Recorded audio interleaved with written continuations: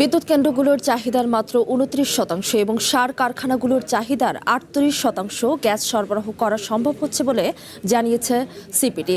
এতে বিদ্যুৎ উৎপাদন ব্যাহত হয়ে সারা দেশে লোডশেডিং বাড়ার পাশাপাশি সার উৎপাদনেও অনিশ্চয়তা তৈরি হয়েছে। এদিকে মহেশখালীর বিকল ভাসমান এলএনজি টার্মিনাল পুরোপুরি সচল না হওয়া পর্যন্ত গ্যাস সরবরাহ পরিস্থিতির উন্নতি সম্ভব নয় বলে জানিয়েছেন জ্বালানি মন্ত্রী ইকবাল হাসান মাহমুদ টুকু।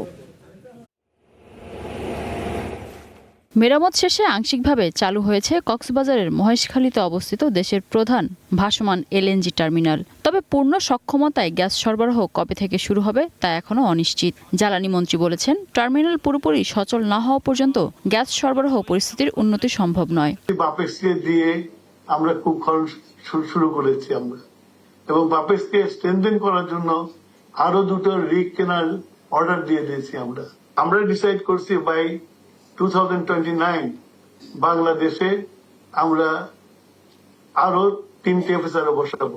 আমরা পায়রা, তারপর মোংলা এবং হিরন পয়েন্টের এই জায়গাগুলো আমরা স্টাডি করছি।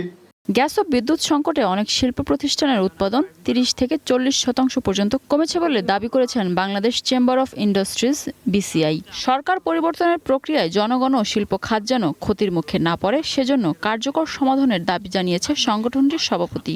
এনার্জি কি মিক্সড হবে না হবে, আপনি কয়লা আনবেন, আপনি কি দিবেন, আপনি আমাকে তো ইন্ডাস্ট্রি করার সময় বলছেন আপনি আমাকে দিবেন।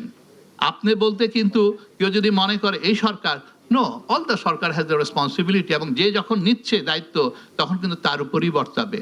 সুতরাং আপনি আমাকে এনশিওর করেন, আদারওয়াইজ আপনি আমাকে রেস্কিউ করেন। এদিকে বিদ্যুৎ কেন্দ্রগুলোর মোট চাহিদার মাত্র ২৯% এবং সার কারখানাগুলোর চাহিদার ৩৮% গ্যাস সরবরাহ করা হচ্ছে বলে জানিয়েছে বেসরকারি গবেষণা প্রতিষ্ঠান সিপিডি। বৃহস্পতিবার রাজধানীর মহাখালীতে আয়োজিত এক অনুষ্ঠানে এসব তথ্য তুলে ধরে সংস্থাটি। ভর্তুকি কোথায় দিব, কাকে দিব এবং কতদিন পর্যন্ত দিব, ভর্তুকি প্রয়োজন আমাদের মতো দেশে সরকারের জন্য বিভিন্ন খাতে, কিন্তু সেই ভর্তুকিগুলো লক্ষ্য ভিত্তিক, টার্গেটেড হওয়া উচিত।